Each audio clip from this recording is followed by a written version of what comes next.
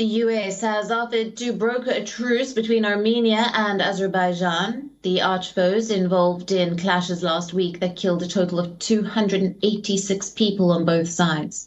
The US on Monday hosted Armenia and Azerbaijan foreign ministers in New York on the sidelines of the UNGA meet.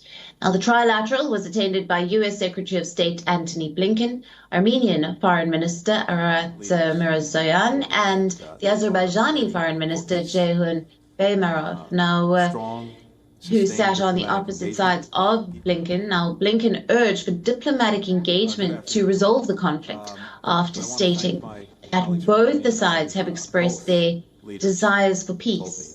That they are ready for peace. Both Prime Minister Pashinyan and President Aliyev, both leaders told me that they are ready for peace.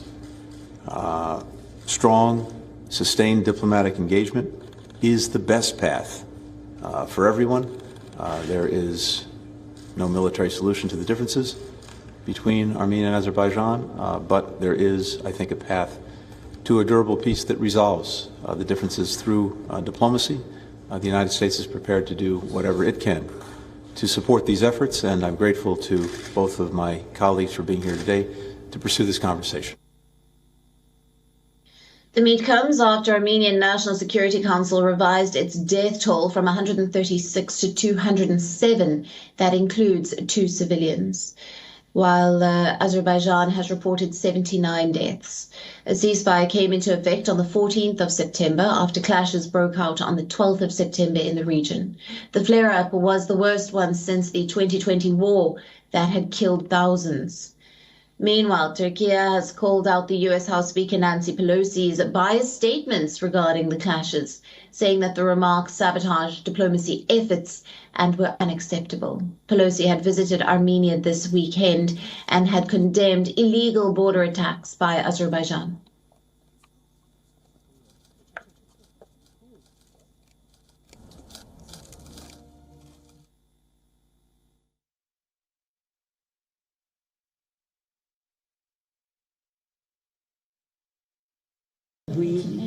Our delegation have been very outspoken in saying that this was initiated by the Azeris and that there has to be recognition of that and how that will stop.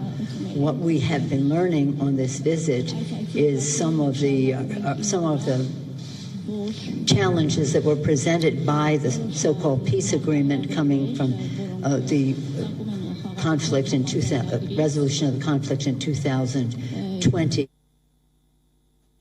Armenia and Azerbaijan have been locked in a decades-old conflict over the contested region of NagornoKarabakh, an Armenian-populated enclave of Azerbaijan.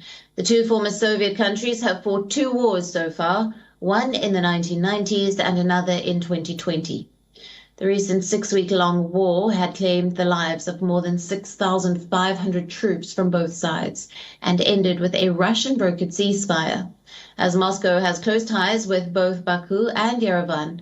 Under the 2020 deal, Armenia had ceded swathes of territory it had controlled for decades, since a separatist war ended in 1994 there, and Moscow deployed about 2,000 Russian peacekeepers to oversee the truce.